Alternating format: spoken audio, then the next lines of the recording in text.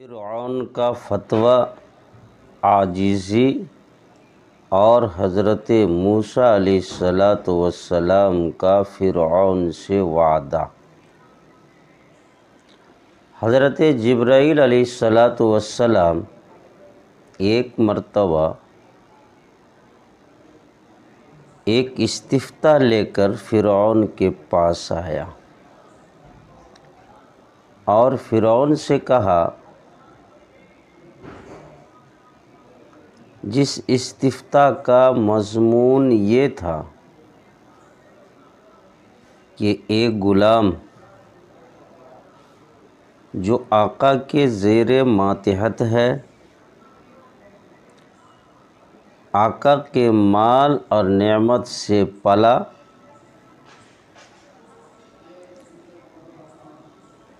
اب وہ آقا کی نافرمانی کرتا ہے اور خود وہ آقا بن بیٹھا۔ اس استفتاء کے بارے میں تمہارا کیا فتویٰ ہے اور اس غلام کی کیا سزا ہونی چاہیے؟ فرعون نے جواب لکھا، فتویٰ دیا، میرے نزدیک اس غلام کی سزا یہ ہے، اس کو سمندر میں غرق کر دیا جائے۔ حضرت جبرائیل علیہ السلام نے اس سے کہا، آپ اس فتویٰ پر دستخط کیجئے۔ فرعون نے دستخط کیا اور یہ لکھا، یہ جواب، یہ فتویٰ ابو العباس ولید بن مصعب نے لکھا ہے، اور فرعون نے اس پر اپنا دستخط کر دیا۔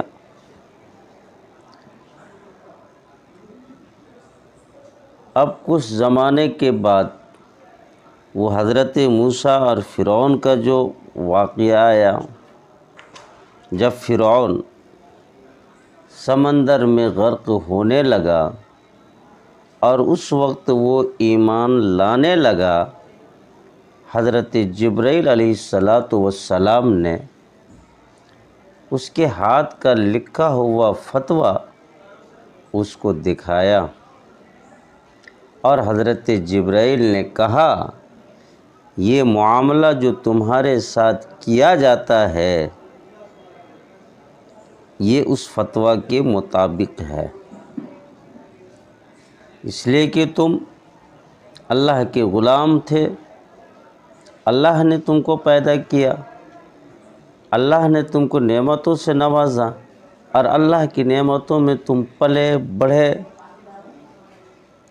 لیکن تم کو ہونا یہ چاہیے تھا کہ اللہ کے حکم کو مانتے، اللہ کے حکم کے ماننے کے بجائے تم خود خدائی کا دعویٰ کرنے لگے۔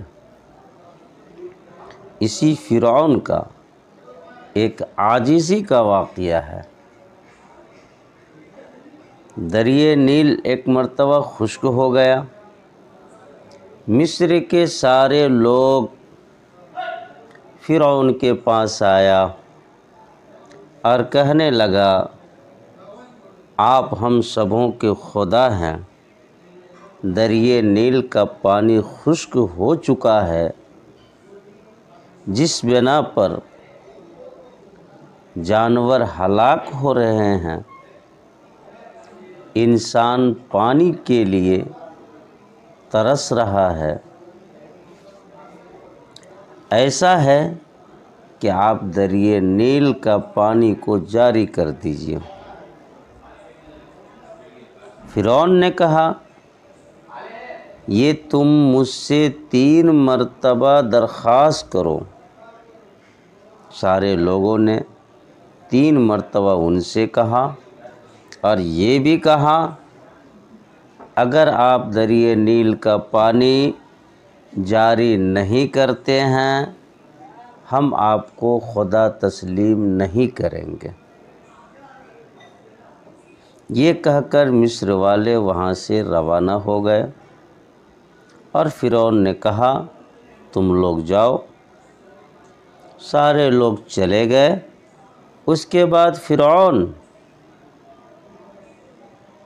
ایک تنہائی میں وہ بیٹھتا ہے اور اپنی پیشانی کو زمین پر ٹیکتا ہے اور ایک انگلی آسمان کی طرف اشارہ کرتا ہے اور وہ کہتا ہے اے خدا، تیرا عاجز ذلیل بندہ آپ کے سامنے ہاتھ پھیلائے ہوئے ہے۔ اے اللہ، آپ جانتے ہیں آپ کے علاوہ دریائے نیل کا پانی جو خشک ہو چکا ہے، سوکھا پڑا ہوا ہے، آپ کے علاوہ کوئی پانی جاری نہیں کر سکتا، اس لیے آپ دریائے نیل کا پانی جاری کر دیجیے۔ یہاں دریائے نیل کا پانی جاری کرنے کے لیے فرعون نے خدا کے سامنے عاجزی کی، انکساری کی۔ اس کے بعد دریائے نیل کا پانی جاری ہو گیا۔ دریائے نیل کے پانی جاری ہونے کے بعد فرعون مصر والوں کو جمع کیا اور کہا تم نے دیکھا ہم نے دریائے نیل کے پانی کو جاری کر دیا، اس لیے تم میرے سامنے سجدہ کرو۔ یہ خدا کی طرف سے در حقیقت فرعون کے لیے ڈھیل تھا۔